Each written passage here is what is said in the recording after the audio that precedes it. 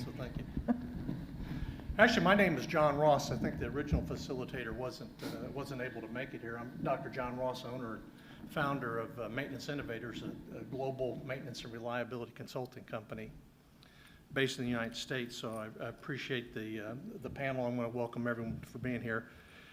These are actually the people that I go to conferences to listen to, and a lot of the folks that are on the advisory board. This really is a center of knowledge, and I'm really pleased to be up here with you. I find it necessary to mention I've never been to Florence, so I assume that you mean Florence, Italy. Is that correct? Yes. Yes, okay, thank you. I was going to look for Florence in Florida and figure I could go there, but I don't know that I could spend 2 weeks there. Also, Matthew, I want to appreciate the welcome this morning. I'm from the state of Oklahoma, and we have 39 federally recognized Native American tribes. I know I don't look it, but my grandmother's 100% Cherokee, and I know I don't look like an American Cherokee, but the name John Ross is very famous in the state of Oklahoma because probably, as Drew knows, John Ross was the name of the first elected chief of the Cherokees. So it's like being named Joe Smith or John Smith in America, being called John Ross in Oklahoma. I'm really pleased to be here. Andrew, on the introduction, I made a note here just in the margins of my paper. That is one Trump joke and one ball joke. So you're one demerit away from me flying back. But I have to fly back through Brisbane on Tuesday, and I know your countrymen are suffering quite a bit out there, and I hope everything works out and they can get things set up. But I really do appreciate it. I'm going to take a seat here in a minute and start this panel. I just want to mention a few things. And I want to point out, I got up at 3 o'clock this morning because I'm still on U.S. time, so I started making some notes and some questions for the group, the distinguished group here. And the first thing I wrote down was the word community. You guys can't see it because it's on my little chicken scroll here, but I actually underlined it twice, Lisa, which made it very important. It was something you said last night and something, again, you reiterated this morning, and I want you to know, I think that really is the value of these sorts of conferences. And in fact, now that I said that out loud, it sounds different when I say it rather than I think it. There is not another conference like this. Mainstream is unique. I was very fortunate to be with you guys. And do you pronounce it Melbourne? I always want to put an R in there. It seems like there ought to be an R in there. But my first experience with Mainstream was last year in October, I want to say, but that could be wrong. It might have been August. It might have been August, yeah. And my wife and I, and I'll mention this, I'm doing the keynote right after this. My wife and I were here last March on vacation. I said, let's do everything you can do in Australia because we're never coming back. And this is my third time back in less than 365 days, so I'm happy to be here. This really is a community. I don't know if this is going to hit anybody here, and I hope it touches somebody, but I can guarantee you, there is somebody in this room right here, in the confines of these four walls, that is going to mean a lot and matter in your future. And you don't know them yet. It's very probable you do not know them yet. So please take the time in this one day, or if you're joining us tomorrow, to take time to get out there and meet some folks. I read some notes, and again, I had some preparation for this. I know I'm just a bit of a fill-in, but I read in and I said, first of all, I will do the facilitation on 2 conditions. One is I get to have a microphone, because there's still some states in the U.S. I'm not allowed to have a microphone anymore. If you heard me this morning, I was singing. And then when I read the topics, it's developing the maintenance workforce in the future, closing the current capabilities and skills gaps. I'm not really in tune with what's going on this side of the world, but I can tell you everything that we're going to talk about this morning and everything that I read in some of the prep notes here matter a lot in the United States and a lot of the rest of the world. I was in the Air Force for 11 years, and one of the things that always impacted me when I got out of the service and started my civilian career was that we take a great technician and we turn them into a lousy supervisor. They're your best friend on Friday, then they're the boss on Monday. And in the military, when someone was advancing up through the enlisted ranks, they were junior enlisted, then they became a sergeant or whatever the equivalent might be in your armed forces. We sent them off to a charm school or a polishing school or a finishing school because they're skills and talents that I don't think you're actually born with to be an effective leader, right? Not everybody can speak publicly, not everybody can write eloquently, not everybody thinks in the abstract and can create something out of nothing. I wrote down a couple of notes here this morning. One is from ISO 55000. Drew, I know you're a big asset management fan and leader, and I absolutely respect that. In ISO 55000, they say our role as a leader is to attract, train, and retain key talent. Did you guys know that? What makes your company attractive to people, especially in the maintenance and reliability skills and trades? A training path is a career path. That's according to Ramesh Gulati. I don't know if you guys know who Ramesh is, but when someone starts at your company, what are they presented with? They might be starting sweeping the floor, but what are they presented with saying, John, you're starting here, but you could be up here, and here's the path. And I guarantee you, every step of the way in your career path requires a different level of or understanding of training and education. My doctorate thesis statement was a successful outcome is more dependent on leadership than management. And we're not building leaders in the technical fields. That was actually my dissertation when I was working on my PhD. My belief is that we bring somebody in, call them, we attest that they're a leader, but we call them a manager the whole time. Maintenance manager, reliability manager. We're time management, budget management, project management. At some point, where do we call people leaders, and what makes someone a leader? I was attending a conference years ago in Orlando, Florida, and I was just, again, in a presentation because, believe it or not, I still take an effort to learn a lot of things, and I find I learn more when I'm not talking. I was in a conference, and the presenter asked for any questions, essentially from the audience, which I'm going to do today, and someone next to me stood up and said, yeah, I'm a high school counselor, and I don't know, I don't want to use a colloquial phrase, if a high school counselor makes sense to you. It's someone in the high school that kind of helps a student sort of fashion what they're going to be when they grow up. He said, I'm a high school fashioner, and some of my colleagues use the skilled trades as a threat. Jimmy, you better get your math grades up. What, do you want to be a plumber your whole life? I don't know if you guys know this or not, but if you're a skilled trades person and you're really good, you end up owning the plumbing company, or you start a plumbing company or a welding company.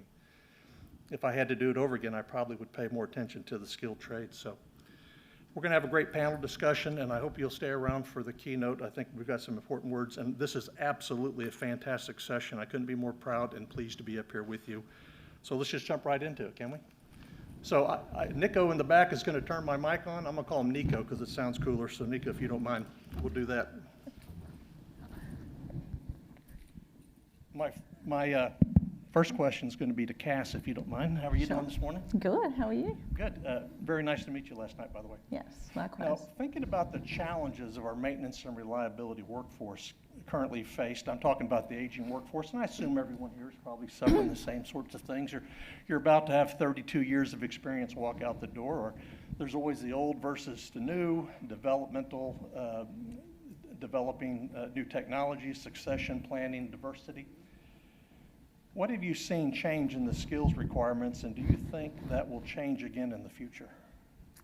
Yeah, really good question. I think that there are two key themes that I've seen over the last probably 5 to 10 years. The first one would be we've started to have a bit of a shift around how we define particular roles within maintenance and reliability. So if I take maintenance planning, for example, that traditionally was always a development pathway for people from the front line. And now we've actually seen some companies go and create that as a planning role. Really, we're looking for skills of people that can, organized, process-driven, Tetris champions, being able to match things all together.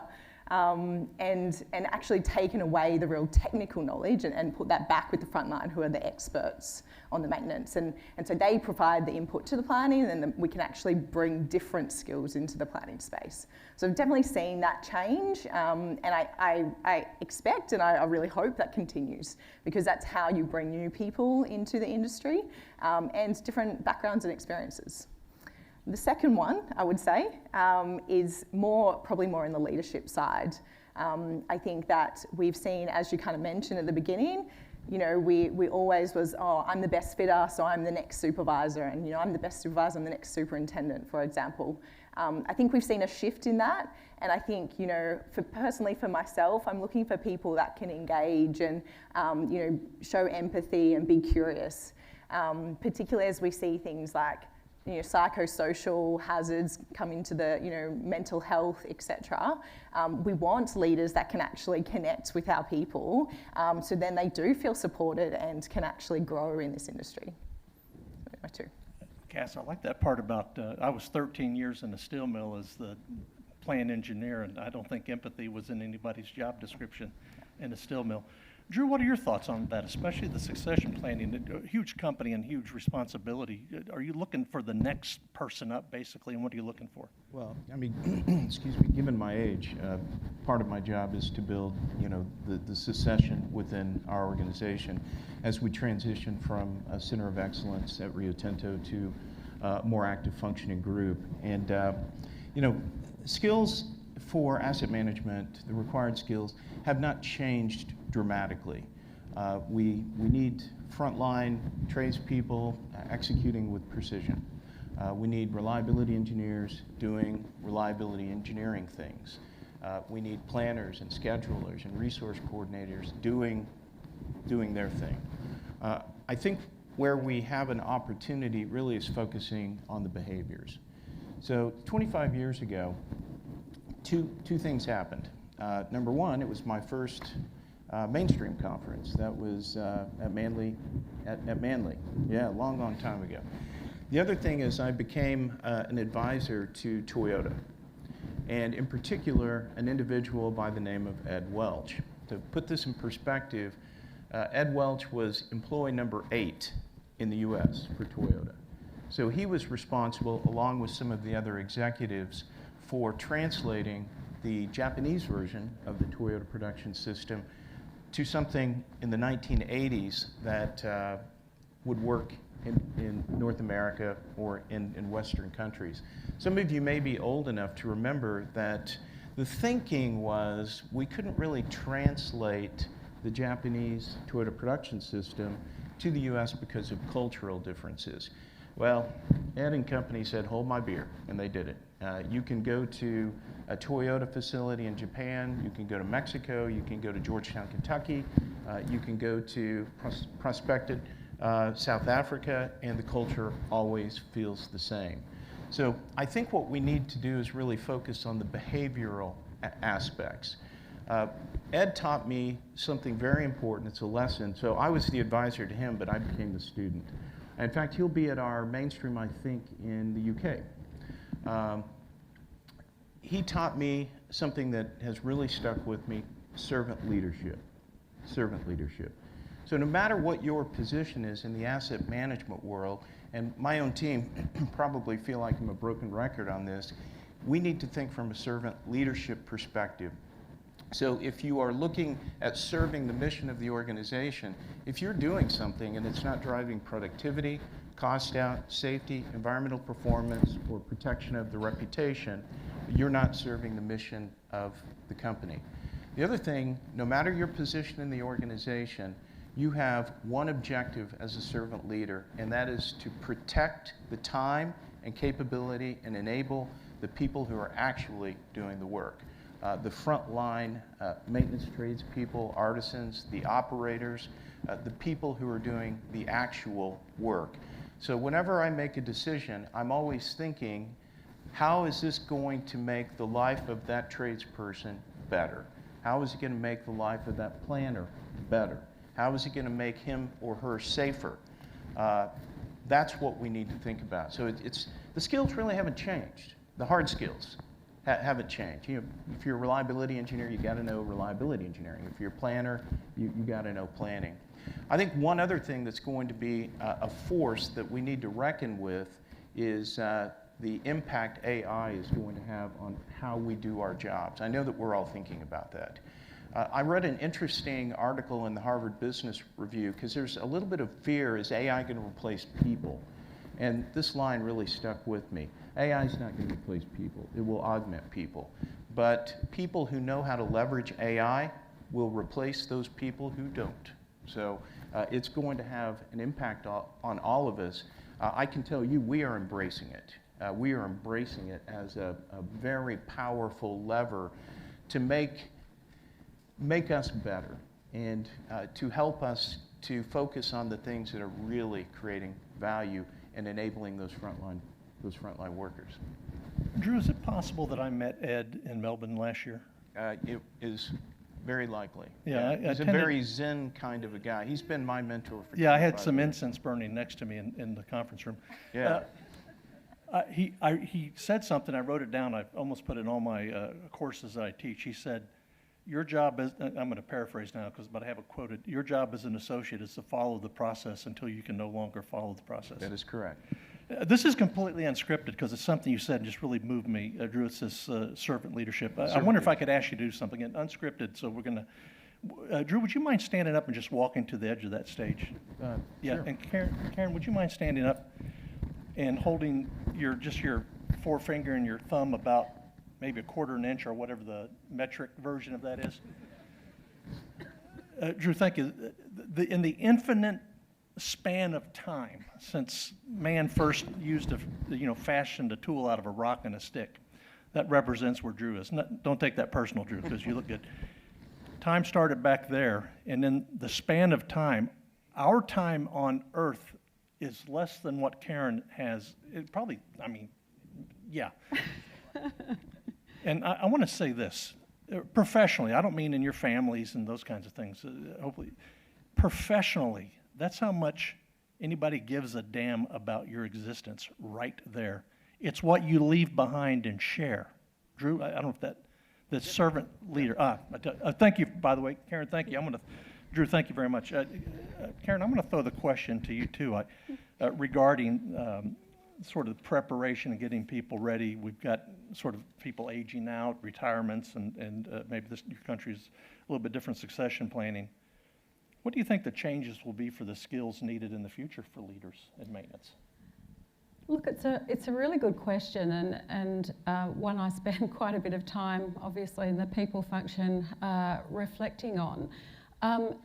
And I guess building on some of the things that we've spoken about before, historically and traditionally, we take the best technical team members and try and build them into being leaders, and it's always been quite a linear approach to growing leaders. So you start off as a great technician, and then you go into be a supervisor, and then you're a superintendent, and then so on and so on. But one of the things I think has really started to take place over the last 10 years is the whole concept of leadership has become quite complex.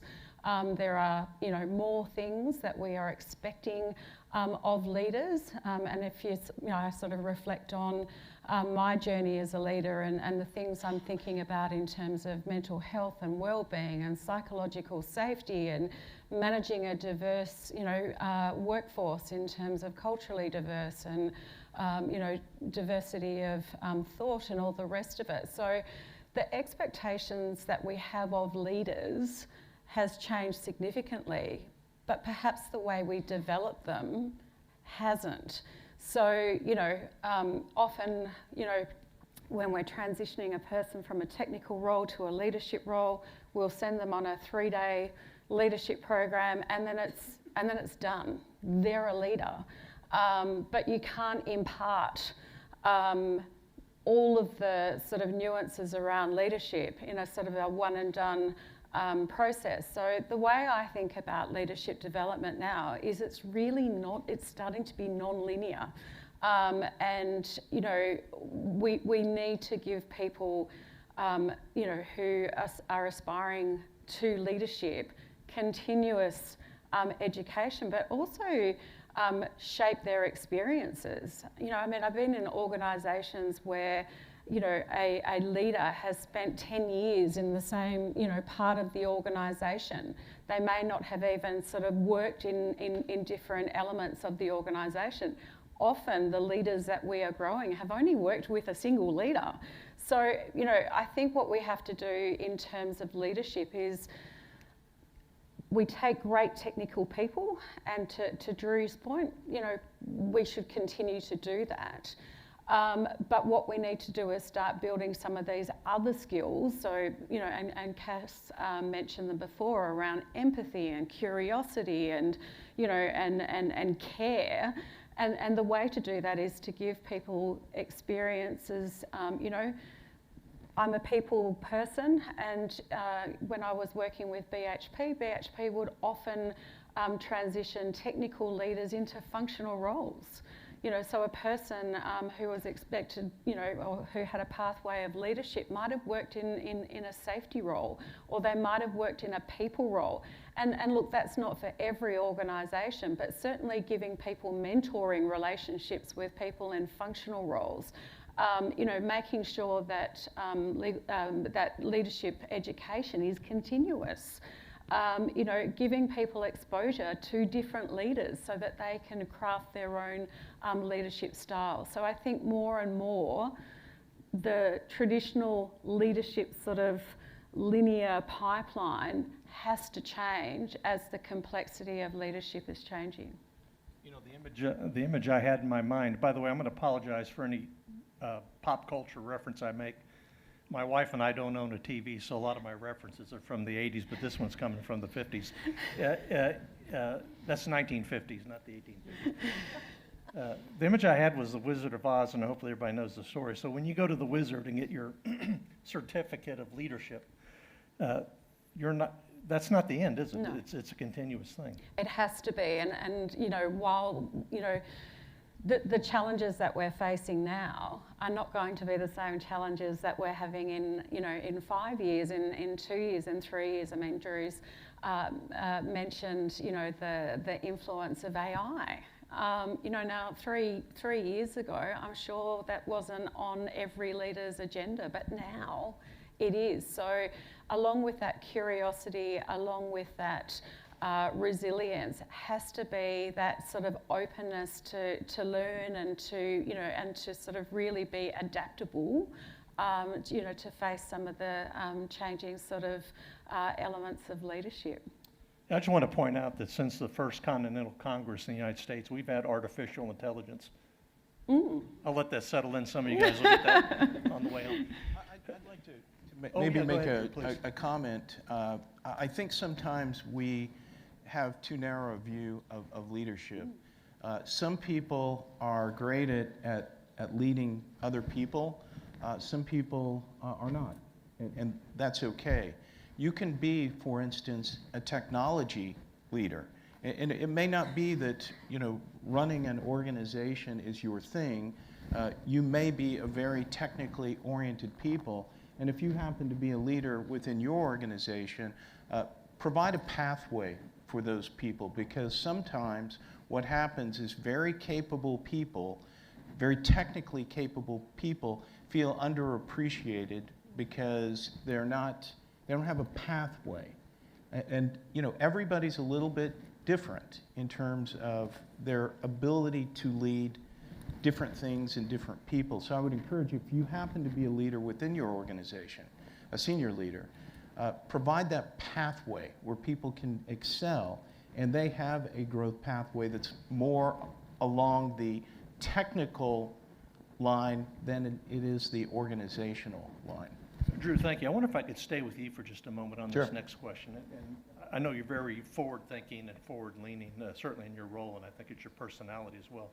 What skills or competencies are you most excited about that are going to open up that maybe don't exist wholesale now in the future for leaders in maintenance and reliability? Yeah, so I want to come back to I think that the change AI is going to have on all of our roles. I'm very excited about that. I think within my team we're talking a great deal about how we can unlock that. But again, I think that the leader of the future is going to have to. It can feel very threatening. The concept of AI can feel very personally threatening. You got to kind of turn that around and put it to work for you. So to me, that the ability to embrace AI is, I think, breaking the mold of something that we have all suffered with. I'm going to say in particular over the last 20 years. I think most of us right now are data rich, but information poor. I think we have so much data, but if you can't convert data into meaningful knowledge into actionable insights into effective decisions, and decisions into action, You can't turn data into dollars, right? So you've got to make that happen. I think, I don't want to tell a bunch of war stories, but I think that you all have been frustrated by the fact you've got all this data, but you're still guessing. I think AI may break that mold. I think it will. Yeah, I have to agree. I'm a little techno-adverse. Maybe it's just being, but you and I are about the same age. I think I've got a few months on you. But Kass, I want to, well, we actually shared this last night. It was one of these, I'm the oldest person in the room. And I said, I don't think you are. So, Kass, I just, Drew, thank you. I appreciate that. He graduated from Oklahoma State University 3 years before I did, so. Yeah. Yet you held on to your hair. I have to admire that. Tulsa, Oklahoma is very well represented on this stage. So, Kass, do you think there's some, relative to sort of new opportunities for leaders, are there new emerging ideas and tools that leaders are going to have now that, again, the basics are always there. You got to learn how to write with a pencil before, right? Are there new sorts of things that leaders, that their time is coming, the people to learn these new kind of things? In your perspective, do you think that's coming? Yeah, absolutely. I think it's not just something to be excited about. I think it's also a little bit of apprehension as well, right. With the fast pace of the change in technology that we will see and we are already seeing within the industry. But I think with that, it gives us a lot of opportunity to mould and shape our leaders to the skills that we really need and that we're seeing some of the challenges that our leaders are facing. You know, we talked on it before around being curious and you know, being more open to asking questions. And that's not just at a leadership level. That's, you know, my engineers too. They need to be able to go and talk to the front line because as we spoke about last night, you know, the front line are the experts on how to fix the assets. And so if our engineers can't engage, then they're not going to be as effective as the ones that can. And so I think, yeah, we definitely have lots of opportunity to grow that skills from our frontline engineers all the way to our leaders. It's interesting because, again, just my background in the military, we didn't spend a lot of time being curious, why do we have to do this? It really was, sir, yes, sir. And moving on. Karen, I got a question. I should ask you this when I wasn't on the microphone. You worked for Goldfields at one point, didn't you? Yes. Is it possible that I was at a Goldfields location in Ghana? I was there years ago. Yes, that would be very possible. You guys have, yeah. Yes. Yeah. I was in the village. I got to meet the king, and I was told, don't look at the king, don't ask the king a question, you know, keep your eyes down. And as soon as I walked in, he wanted my baseball cap because it had New York on it. That's what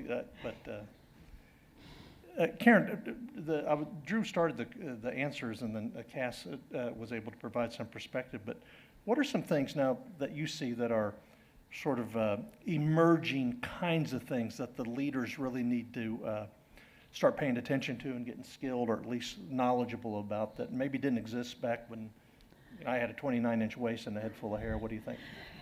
Look, I think some of these things have always existed, but I guess the focus on them is just heightening. And, you know, I think, you know, a lot of the things that we are grappling with as leaders sort of have really emerged, you know, post-COVID and you know, over the last 5 years as sort of ideas of safety have started changing. So, you know, certainly back when I was, you know, in my earlier leadership years when we talked about safety, most of the time we were talking about making sure that people were physically safe, but you know, there's been a changing view of safety from physical safety, you know, to then incorporate mental health and well-being, which I'm really pleased to see that Mainstream has a particular session on the importance of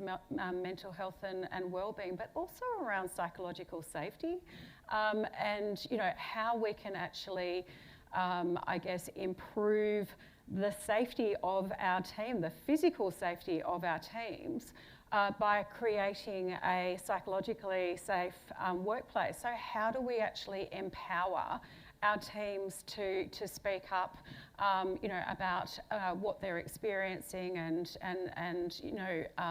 have the courage to do so, because, like you've sort of reflected on, we're sort of coming out of this period where, if someone says, do this, your job as a frontline person was to go and do it. Whereas now, and we're all reflecting on, quite often it is our frontline sort of workforce and all the rest of it, who know what the hazards are, who know what the best ways of doing things safely are, but they're sort of, stuck with this procedure or something that has been previously written, and they don't feel able to speak about it.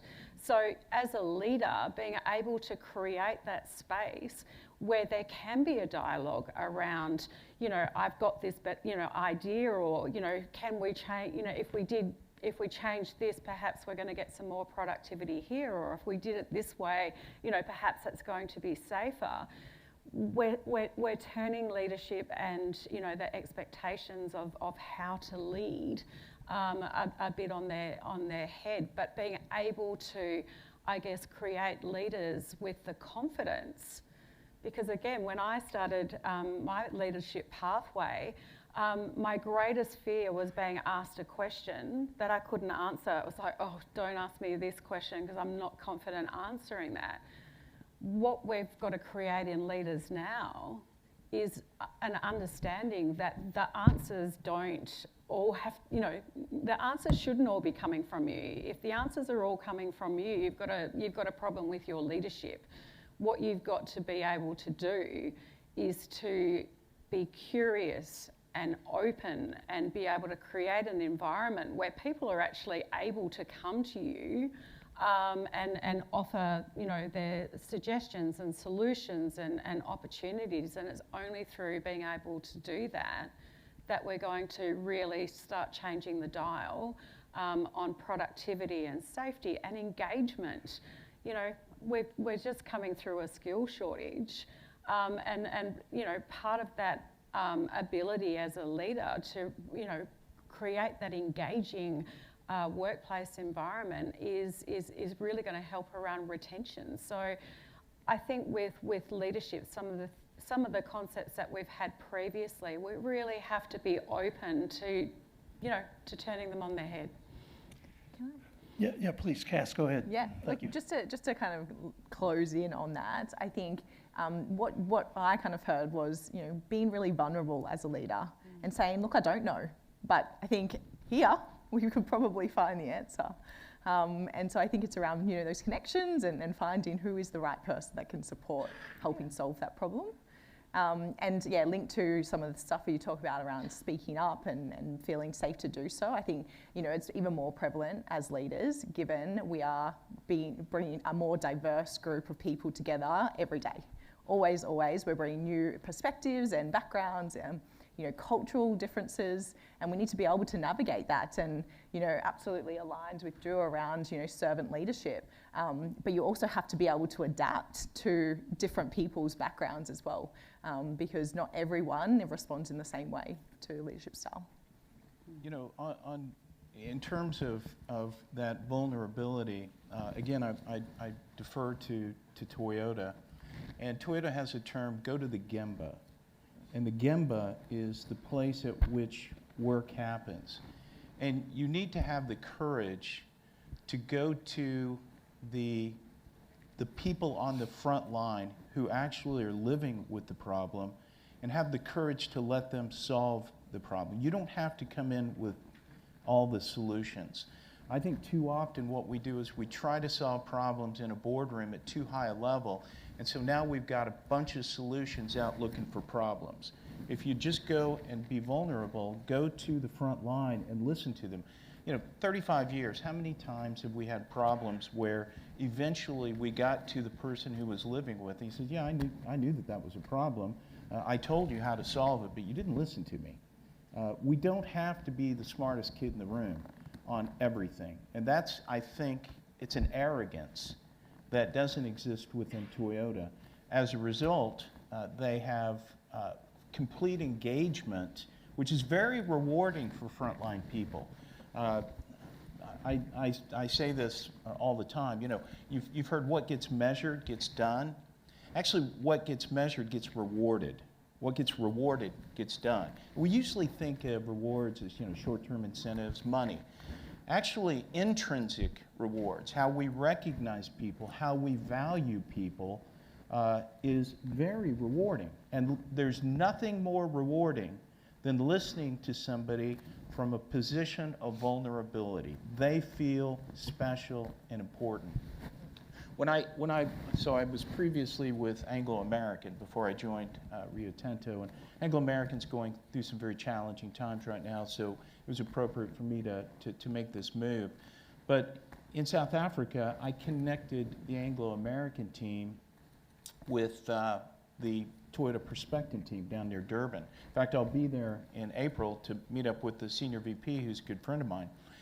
And we had this dinner meeting, and some of our leadership said, so Dave, you know, how do you deal with this constant churn of people, the turnover of people? And Dave said, we don't have turnover. The reason they don't have turnover is every member of the Toyota team feels valued and included. But as senior leaders, that means that we have to have the vulnerability to go to the Gemba, open up, not go in with the answers, go in with the questions and value their input. Very important. Peter Drucker, very influential kind of management guru.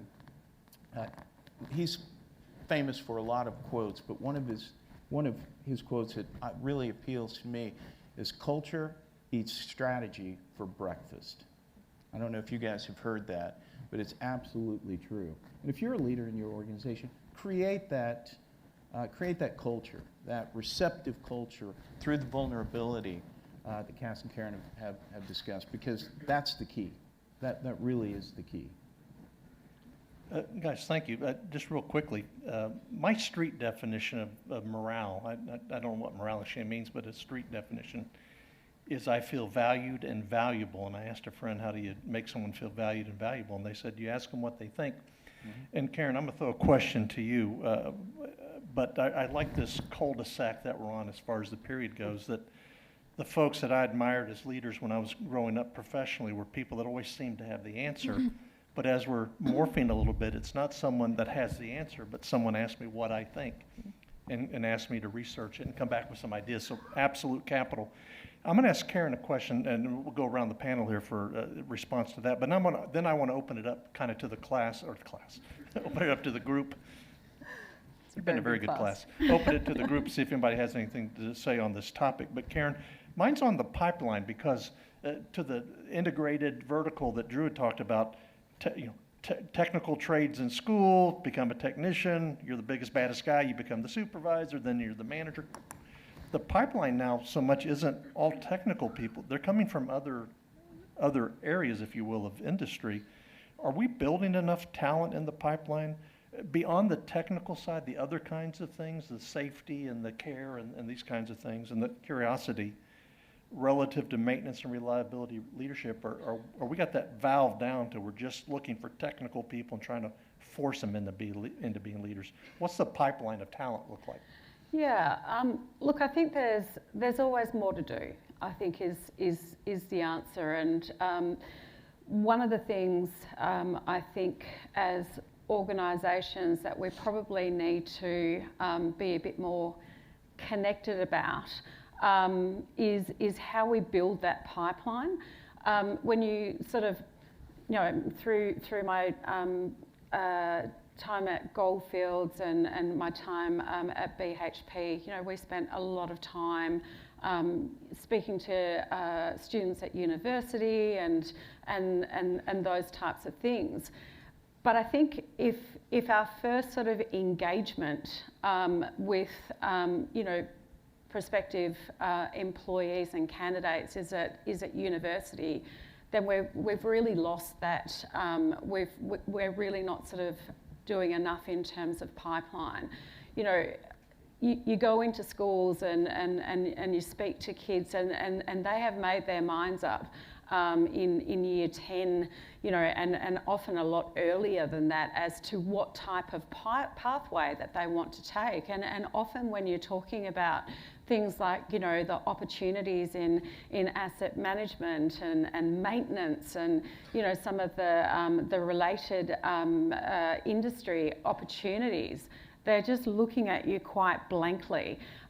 So I think we have to have the conversations a lot earlier, you know, within the school community. You know, we need to be more connected to the education, you know, sector, to let them know and let, you know, kids know. And you know, some of the things that we're talking about today around AI, which I, you know, must admit I do find I have a bit of apprehension around, you know, the prospect of AI and the influence. You speak to sort of the, you know, I've got 3 school-aged children, 15, 13 and 9, and that's their reality. You know, and they're enthusiastic about it and they're excited and they know how, you know, that's some of the possibilities.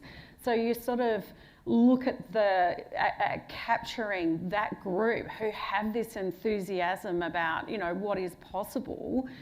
So I think, you know, the short answer to your question is we really need to build that pipeline a lot earlier than we are. And then in terms of leadership, making sure that people understand that, you know, the pathway to leadership is no longer linear, and that we are going to want them to move around and potentially, you know, to have that sort of later leadership role. You may have to move sideways, you may need to move backwards, and you've got to be open to getting that experience, because it is going to make you a much more effective leader. Karen, thanks very much. Everyone here works in a global field. Drew, out in the rest of the world, how do you look for the talent locally to fill that pipeline? Because it has to come from organically, doesn't it? Yeah, so to some extent, although there are mechanical interventions that are available to us. So I serve on the advisory board for a program within the National Association of Manufacturers in the U.S. And I'm hoping to bring this into Australia. We took it into South Africa. But some years ago, Toyota, again, recognized that the pipeline was missing something in particular, the trades coming in. And so they developed a new development program that they call the Federation for Advanced Maintenance Education, FAME. And it provides the traditional mechanical, electrical, hydraulic, pneumatic kind of skills, but it supplements that with lean thinking, TPS, and leadership capabilities. And they sponsored it. So these students, 2 days a week, all day, they're in class. The other 3 days, they're at the plant. In classic Toyota fashion, once they got what they needed out of it, they gave it to industry. That's why it's now sitting with NAM. We now have, I think, 45 trade schools, including one in Oklahoma, signed up for FAME in Stillwater. And we have now, I think, 340 sponsoring companies. And I got to tell you, when you look at these graduates, it's night and day, or as we would say, chalk and cheese, because they have these leadership skills. They've got the soft side. That's what Toyota focused on. It wasn't the hard skills that were missing. I think something else that's really important, this is a bit of a dirty word right now in the U.S., but DEI is not a dirty word to me. It's absolutely essential that we promote diversity, equity, and inclusion. And I think that we are just a better place when we are a little bit less white and male within our, we get these diverse viewpoints, we get these diverse opinions. We need to, as a community, and I've seen it in the organizations, we are not necessarily friendly on the front line to people who are diverse. We need to change that. We cannot tolerate that kind of intolerance of diversity. And in particular, bringing women into STEM fields, because this expands our pipeline dramatically, right? We need to bring women into STEM fields, but there's been studies. If we don't have them interested by second grade, it may be too late because society is scaring them away from science, technology, engineering, and mathematics. So we need to really get in there. So I agree with the universities, that's great. But the pipeline is, the pipe has already got a narrow diameter at that point. We need to widen the diameter and get our women and other diverse people interested in STEM fields. And when they bring in that different perspective, it's game changer. It really is game changer. So we need to embrace it.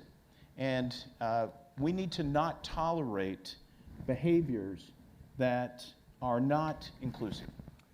Drew, thank you very much. Kass, I'm going to ask you to wrap this up, then we'll take it to the audience. But does your organization see a pipeline full of qualified, eager, curious people that want to be effective? Do you see that as an asset, and then how do you help to fill that pipeline? Yeah, absolutely. We have a number of programs, and I think all of the big organisations do to, you know, as Karen said, target earlier on than university, you know, going into schools and engaging teams there. And getting them attracted to STEM as well as trades, because we actually need both. Yep. Particularly as we, you know, particularly Fortescue, we're going on this real zero journey. We need more electrical people than we actually have within the industry, right?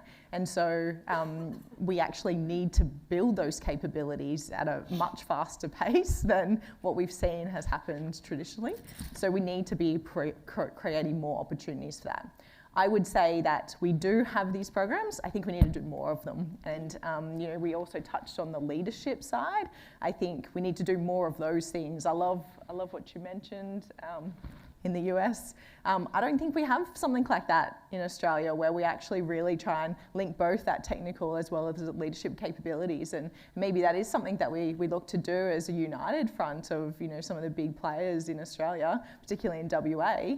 How do we leverage that and start to create that? Yeah, and I actually hope that you and Manuel Fuentes, who unfortunately our colleague and friend from BHP couldn't be here, that you'll join me in maybe looking at importing that very effective program into Australia. I think it could be a real game changer. And something that you said, Kath, very important. I think we have this in the U.S. We're trying to change this, but going to a trade school and becoming a qualified tradesperson is an extremely honorable decision and profession. Yeah, absolutely. Yeah, and if you look at the statistics, I think last year I heard a statistic that for every person, don't know whether it was in WA, but for every person who was entering a trade, there were 2 people retiring.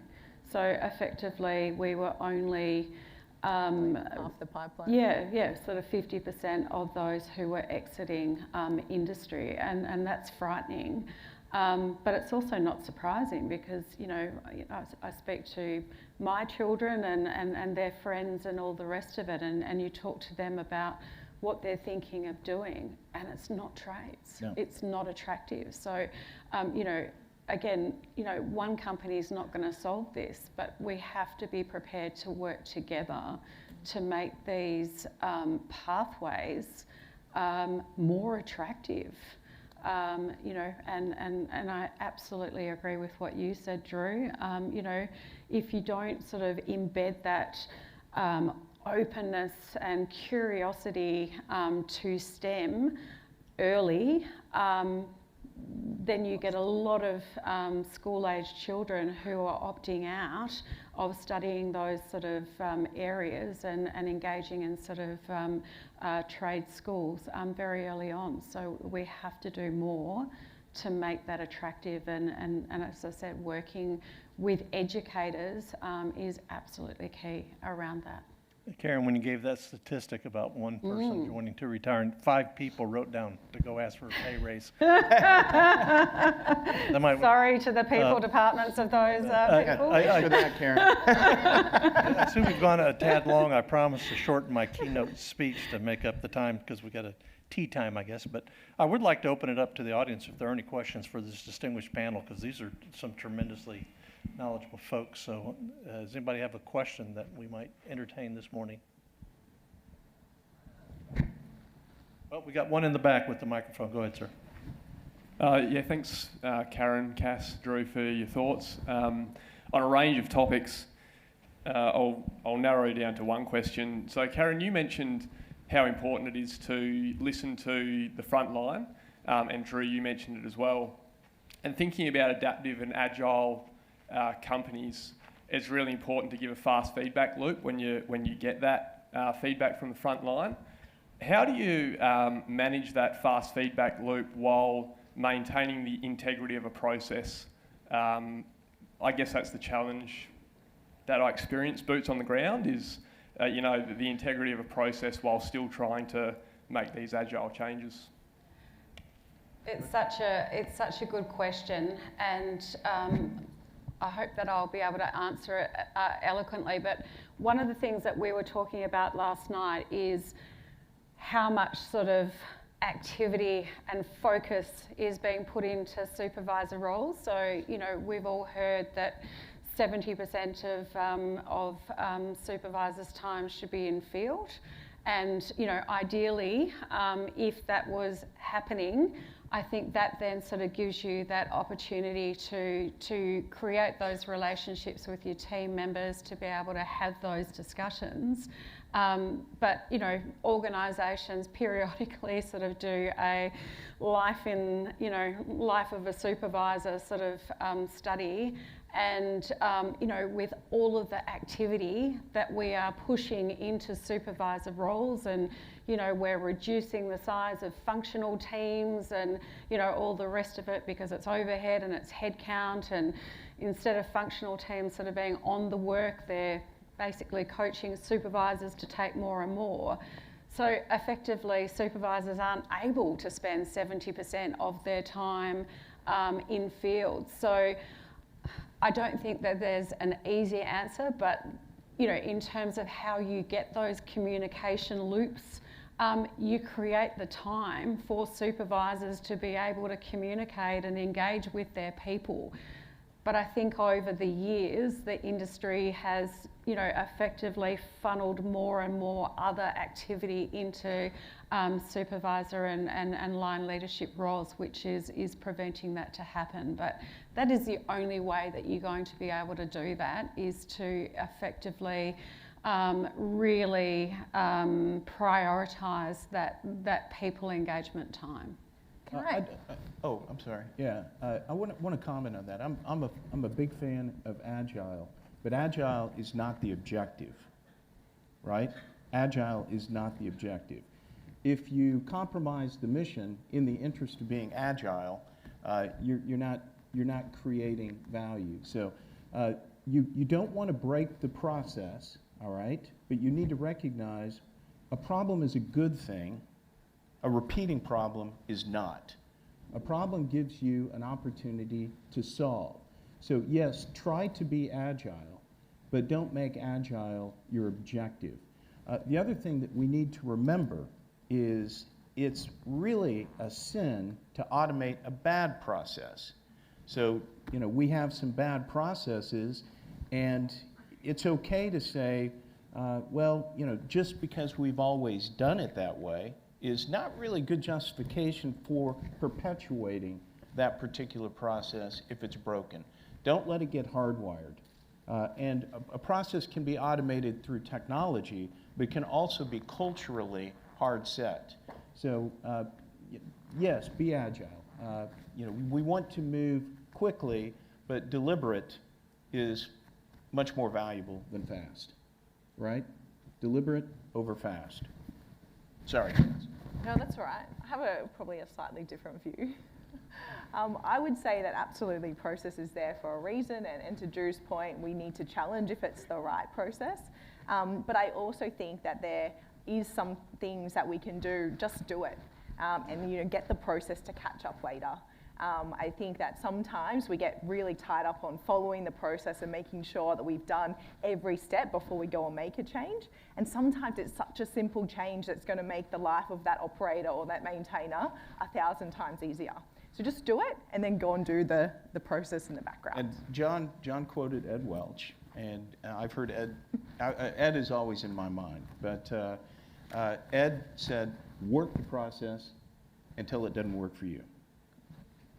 Yeah, that's right. Thanks. We had another question, I think, over here. Yeah, sorry. So you guys talked a lot about good leaders and how to make good leaders and what good leaders look like. A lot of the existing leaders in organisations are not at that stage potentially. For someone like me who works with the frontline workers and maybe their leaders are not empowering them as much, do you guys have any tips in the short term for how to deal with that and how to we can build good relationships with them, but for the work going forward, for them to be empowered to make the right decisions, that kind of needs to come from their leadership. Do you have any tips on how to deal with that sort of situation? Or I wonder if I could just jump real quick. Could you stand up for a second, sir?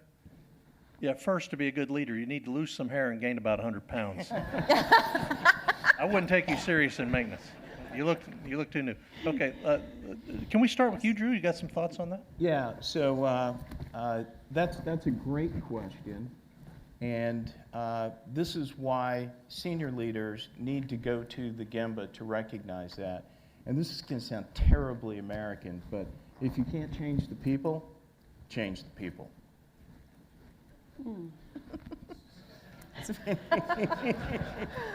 So, and sometimes we have to make those hard decisions. We obviously want to nurture somebody into an inclusive, caring culture. But if we don't have that, then we need to sometimes make a few changes with some bad actors. But you asked for a quick fix on it. I think, no quick fix. Yeah, I think one of the things I mentioned earlier was that we need to give people the opportunity to see different leaders in action.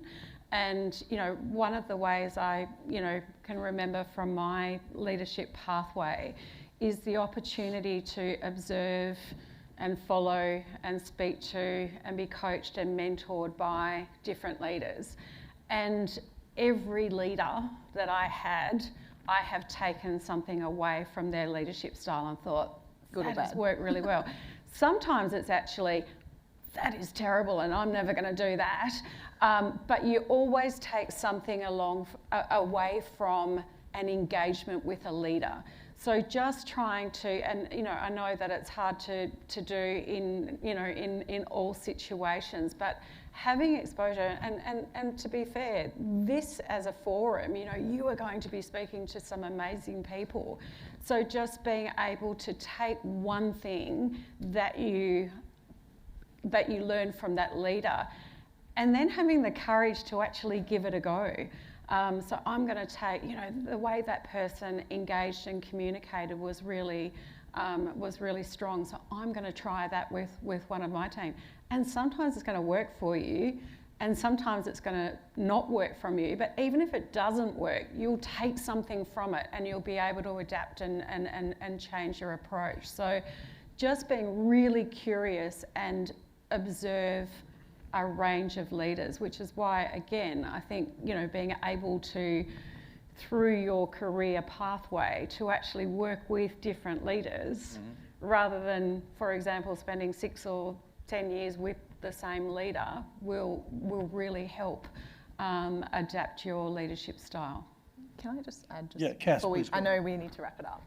One thing I would also say is, you don't have to be in a leadership position to be a leader. That's correct. And so what you're already doing around engaging the front line and, giving them the opportunity to share and then finding ways to support them, that's super powerful. So continue doing that in your current role. And for you young people, you made a really important point. 35 years in asset management. I'm an amalgamation of influences, people who have inspired me, my North Stars. But there's also some people that have have educated me in terms, they're pitiful examples of what not to do. So take all of those learnings on board and find your North Star and learn from the behaviors that are destructive and try to move those out of your brain so that you become the kind of leader that can really be a game changer going forward. But we've all seen bad leaders, right? And sometimes bad leaders teach bad leaders. Don't let that happen to you. Recognize it. Be a better person. Stand above that. Yeah, I realize my focus is over here. I see there's a lady with a question, and then I'll scan over here.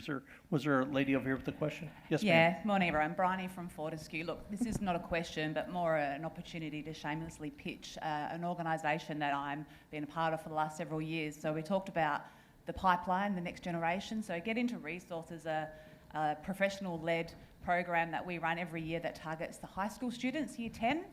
So if there's anybody that is interested and really passionate about this, please come and find me, link me in. If you can't remember who I am, hit one of the mainstream team up. They know me very well, and they'll point you in my direction. But more excitingly, we're looking at launching our very first program next year in Queensland. So for the Queensland people that are here, yeah, come reach out if you're interested to know more. I'm afraid we're going to have to close it down here, but I thought you were going to stand up and say you sell pipeline. So, folks, I think that's really all the time we have to try to get us back on schedule. So, thank you. I want to thank the panel. Just absolutely good stuff. I have someone writing it down for me, so that's helpful. Thank you.